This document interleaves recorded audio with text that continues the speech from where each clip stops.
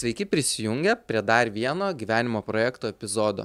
Prieš pradedant laidą šiek tiek statistikos, 70% mūsų žiūrovų mūsų neprenumeruoja. Jeigu nesate mūsų prenumeratorius, prašau paspauskite mygtuką, kviečiu jūs tai padaryti, pakomentuoti, paspausti patiktuką, tai mums padės augti ir tobulėti. Na, o šiandien aš pasirinkau tokią temą, kuri yra labai aktuali, kadangi artėja rugsėjo mėnuo, taip pat mes turime kelis metų laikus, kai mes susimąstume, kad mums reikėtų pradėti sportuoti, kažką daryti su savo kūnu, kad galėtume suimti save į rankas. Yra taip pat veiksniai, kurie mus priverčia tai padaryti. Tai vienas iš tų tai mūsų sveikata, kuri, kaip aišku, ir visiems labai svarbi. Ir jeigu mes pagalvosime, kodėl mes laukiame to kritinio momento, kada kūnas siunčia signalus, kad mums reikia kažką daryti. Tai yra paprastėjusi sveikata, paprastėjęs miegas, galbūt savijauta labai prasta. Ir antras dalykas, tai yra reklama. Mes paveikti reklamos, kažkokių tai išorinių veiksmų, pradame mąstyti, kodėl man nereikėtų susiimti. Bet problema yra ta, kad mes dažnai tuos dalykus savo gyvenime atidėliojam. Ir pradėtume mąstyti, kodėl tai vyksta, tai turbūt tai yra labiau psichologiniai dalykai. Jeigu atkreipsite dėmesį, kokios priežastys yra dažniausios ir ko žmonės prisigalvoja, tai iš savo tokios daugiametės patirties galėčiau paminėti sveikata neleidžia, kas yra absoliutus melas, nes mes sportuojam dėl to, kad mes pagerintume sveikatą. Aišku, yra kažkokių ligų, kur mes galbūt negalime labai didelės fizinės veiklos, bet kokia fizinė veikla, bet koks judėjimas, tai jau yra progresas į priekį. Laiko neturėjimas, vaikai, didelis užimtumas, darbas, didelės atsakomybės. Jeigu mes pagalvosime, kiekvienu kartu tai yra kažkoks tai pasiteisinimas, kažkokių priežasčių ieškojimas, kodėl man nepradėti sportuoti. Ir kai mes pasakome savo, duodame kažkokią tai datą vėlyvesnį už savaitės, už mėnesio, kai mano susitvarkys dienotvarkė, kai užaugs vaikai, ta diena gali būti per vėlyva diena. Tai kaip atrasti savyje motyvacijos, kad mes galėtume susijimti tada, kai dar nėra vėlu, kai mes galime padaryti labai didelius žingsnius į priekį, o ne tada, kai mums sušlubuoja sveikata ir mes esame paveikti kažkokių tai išorinių veiksmų, kai mes esame kitais žodžiais priversti tai daryti.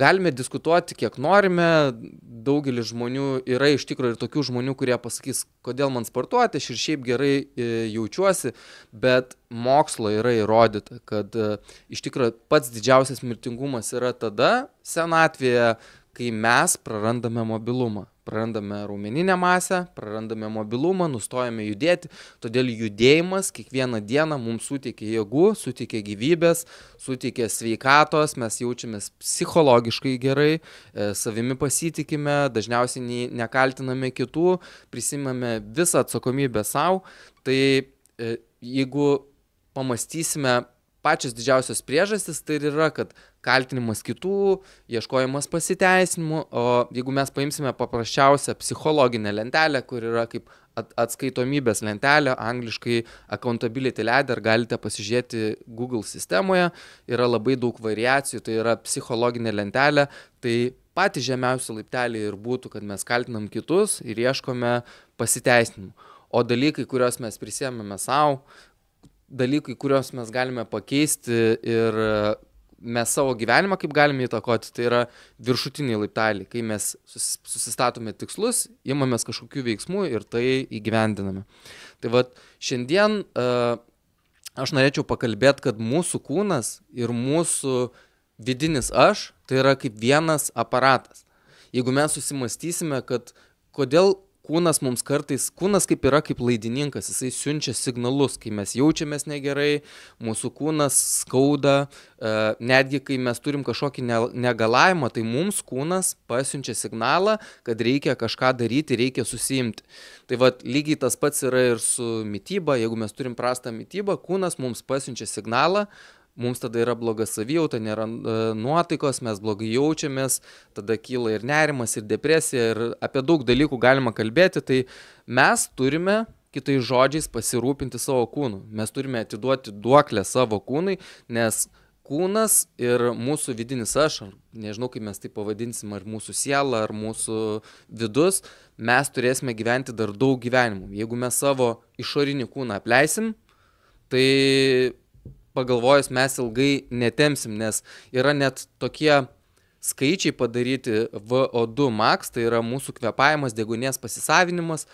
Paimkime 40 metų žmogų, vidutinio amžiaus žmogų, sakykime, ir jeigu vyrui tas VO2 max yra 45 skaičius, o moteriai 35, kas yra iš tikro kaip minimumas normaliai judinčiam žmogui, tai jeigu mes paimtume tokį standartinį momentą, kad žmonės nustoja judėti, tai kiekvienais metais mes prarandame sąlyginai po vieną VO2 max matavimo vienetą.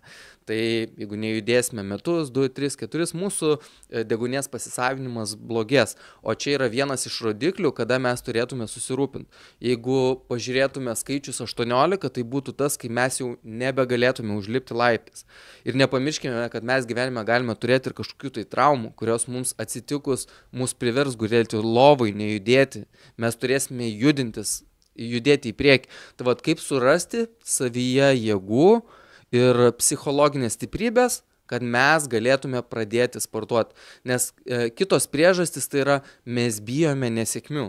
Mes bijome nesėkmių, ką kiti žmonės pagalvos, ką pasakys, bet iš tikrųjų tuos dalykus mes susigalvojame patys, savo prisistatome savo galvoje įvairiausių barjerų, nes reikia suprasti tai, kad viską, ką mes darome, tai darome dėl savęs. Darome dėl to, kad mes jaustumėmės gerai, darome dėl to, kad mūsų savijauta būtų gera, kad mes galėtume judėti, siekti savo tikslų, rodyti gerą pavyzdį. Jeigu kažkas sakys, kad aš darau dėl kitų, tai greičiausiai bus labai sunku atrasti motivacijos, nes yra pati geriausia motivacija, kai mes nepriklausome nuo kitų. Ir jeigu mes paimtume paprastą tokį dalyką, kai mes kažką padarom, mes gaunam apdovanojimą. Tai vėl, mes esame priklausomi nuo kitų žmonių valios, kad jeigu aš kažką gerai padarysiu, tai aš gausiu kažkokią dovanėlę. Bet aš galvoju, psichologiškai yra, sakyčiau, netgi gal 4 tokie svarbus dalykai, kurie gali padėti jums pradėti sportuoti ne rytoj, ne už savaitės, ne už mėnesį, ne nuo rugsėjo, ne nuo naujų metų, bet šiandien. Tai pirmas dalykas, ką jūs turite suprasti, kad viskas, ką jūs darote gyvenime ir tikslus, kuriuos pasieksite ar pasiekite, priklauso tik tais nuo jūsų. Tai čia yra pats svarbiausias pirmas dalykas. Nes mes dažnai galvojame, man nepasiseks, kažkas kažką pasakys. Ne. Tiek, kiek pastangų įdėsi tu, tiek gyvenime tau ir seksis. Mes negalime būti įtakojami išorinių veiksmų, tai yra mūsų vidinė motivacija, tai turite atrasti valios ir savo pasakyti, tiek, kiek aš įdėsiu pastangų, tokie bus rezultatai, nes jie priklauso absoliučiai tik tai nuo manęs. Nes aš galiu pradėti sportuoti, aš galiu susirasti kažkokios pagalbos, aš galiu pradėti ieškotis informacijos. Viskas, ką aš darysiu, tai priklauso nuo manęs, yra mano rankose, todėl aš esu savo situacijos žmogus, kuris kontroliuoja viską. Antras dalykas, kai mes pradedam sportuoti, tai jūs turite daryti tai, kas jums patinka. Nes dažnas gali sakyti, man nepatinka eiti į salę, man nepatinka kilnoti svorius, man nepatinka daryti ilgą kardio. Mano patarimas, darykite tai, kas jums patinka. Tai yra pats svarbiausias dalykas. Nepatinka kilnoti svorių, nekilnokit svorių. Yra daug alternatyvų, galit pradėti po truputėlį vaikščiot, o kai jūs pradėsit kažką daryti, tai ta motivacija po truputį ateis ir labai yra svarbu daryti tai, kas patinka, nes jeigu mes pagalvosim, aš galiu duoti jums valgyti neskanų maistą. Kiek jūs valgysit? 1 savaitę, 2 savaitę neskanų maistą ir jūs greičiausiai palūšit. Lygiai taip pat galiu duoti net patį paprasčiausią pavyzdį. Jūs turėsit patį nekenčiamiausią darbą gyvenime, į kurį jūs nekenčiate eiti. Netgi jeigu jums padidins algą, 5 000 per metus, 10 000 eurų per metus, galų galiausiai jūs vis tiek neišsilaikysit tam darbė, nes jūs nerasit vidinio aš, tai, kas jūs kiekvieną dieną motyvuotų atsikelti, nueiti į darbą, nes dalykai tais, kuriais mes mėgaujamės, mes paprastai jų laikomės sistemingai užsibrėžtai, atsiranda ir disciplina, ir režimas, va šitie du žodžiai yra labai svarbus. Tai darykite tai, kas jums patinka. Pradėkit po truputį vaikščiot, pradėkit mint dviratį, nueikit į salę, nepatinka svorį kilnot, bėkit kardio, nepatinka kardio, kilnokit svorius. Kad ir ką jūs darysit, kad ir kokią fizinę veiklą pasirinksit, darykit tai, kas jums patinka ir teikia malonumą. Dabar trečias dalykas, kuris yra irgi labai svarbus, tai yra maži tikslai. Kartais mes išsikeliam tokius didelius tikslus, kad juos atrodo labai sunku įgyvendinti, jie atrodo taip toli. Mes galim savo pasakyti, aš noriu numesti 40 kg, arba aš noriu ten įdėti į krepšinį, nors aš dar net nepradėjau šokinėti. Kad ir kokį tikslą užsibrėžkit, mažais laipteliais, mažus pasiekimus tikslus, nes kiekvieną kartą pasiekę mažą tikslą jūs įgausit pasitikėjimo savim, papildomos motyvacijos. Aš duosiu pavyzdį.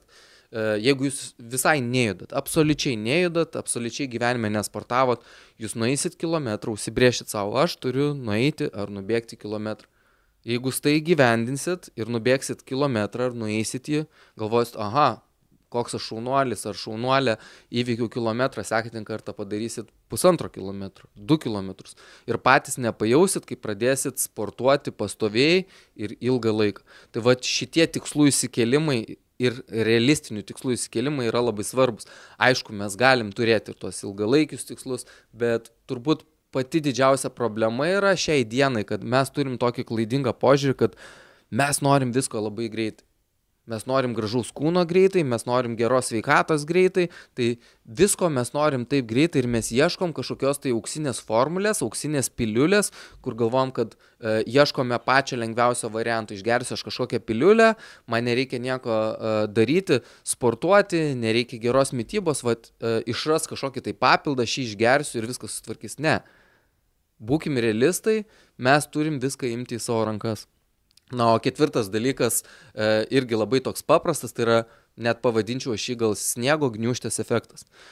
Kai jums pradės sektis, kai jums pradės matytis pirmi rezultatai, tada jūs turėsit labai daug pozityvios ir teigiamos energijos, ne tik tai vidinės energijos, kad jūs jaustės gerai, nes bet ką mes darom, mes visada jausimės gerai. Jeigu mes pagalvosim apie fiziologinį žmogaus kūną, tai mes su kiekvienais metais, teoriškai ir neteoriškai, iš tikro praktiškai mes senstame. Tai jeigu mes nieko nedarome, tai kas yra? Mes stagnuojam arba mes einame žemyn.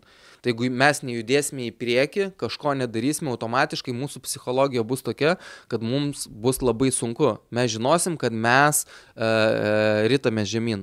Tai bet koks ėjimas į priekį, gerų dalykų, pozityvių darimas, savo mitybos susireguliavimas, mažai žingsneliais į priekį. Ir kas yra svarbiausia, taip pasirodžius pirmiem rezultatams, jūs pradės girti ir aplinkiniai žmonės, jums pradės sektis. Ir visas tas dalykas yra didelis kompleksas, nes aš esu girdėjęs tokių didelių pasiteisinimų, kur sėkmingi žmonės dažnai maišo finansinę sėkmę su mūsų sveikata ir jie sako, oi, matai, tu daug sportuoji, tu atiduodi savo energijos, tu ją išeikvoji, kur tu galėtum verslauti, atiduoti tą energiją. Iš dalies aš sutinku, bet galbūt mes kartais ir perspartuojam, aš pats perspartuoju, bet kai tu kalbi su žmogum ir, sakykime, jisai, matai, aiškiai turi 20-30 kg viršsvorį, taip jisai yra finansiškai galbūt labai turtingas, ten didžiausios įmonės, bet tu matai, kad sveikatos tai nėra, nes vienintelis dalykas, ko mes negalim nusipirkti absoliučiai gyvenime, tai yra laiko. Ir sveikatos. Laiko ir sveikatos mes negalim nusipirkti. Mes galim turėti milijardus, bet mes niekad nenusipirksim laiko, kurį prarasim, nei sveikatos nusipirksim. Todėl mes turim turėti balansą. Ir vėl tie tokie pasiteisimai, esu aš matęs labai sėkmingų žmonių, kurie susikoncentravo darbas, karjera, pinigai ir bam, širdelė sustreikuoja, kažkokios kitos sveikatos problemos. Tai vat čia yra įrodymas, kad aš sutinku visur, gyvenime mes turime turėti balansą.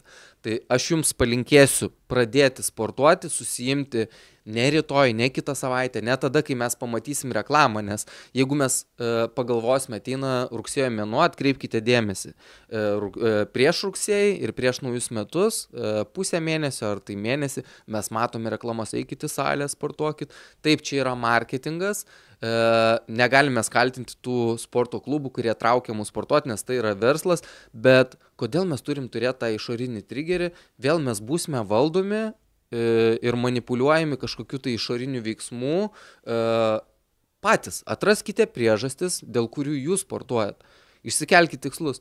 Nu, jeigu jūs palūšit, tai reiškia jums kažkoks tai vakarėlis ar, nežinau, išoriniai veiksmai, kurie neprideda jums sveikatos, blogi įpročiai, rūkymas, narkotikų vartojimas, galbūt per didelis alkoholio naudojimas. Jums šitie dalykai yra svarbesni už jūsų tikslą.